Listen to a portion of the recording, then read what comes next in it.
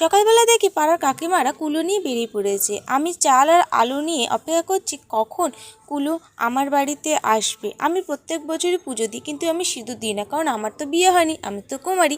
তারপরে চলে গেলাম মণ্ডপে। সেখানে গিয়ে দেখি আমাদের এমএলএ সুবোধ অধিকারী উদ্বোধন করতে এসেছে। ওইদিকে পুকুন স্যার পুজো করছে আর কাকিমারা হাতে হাতে সেইগুলো এগিয়ে দিচ্ছে স্যারকে।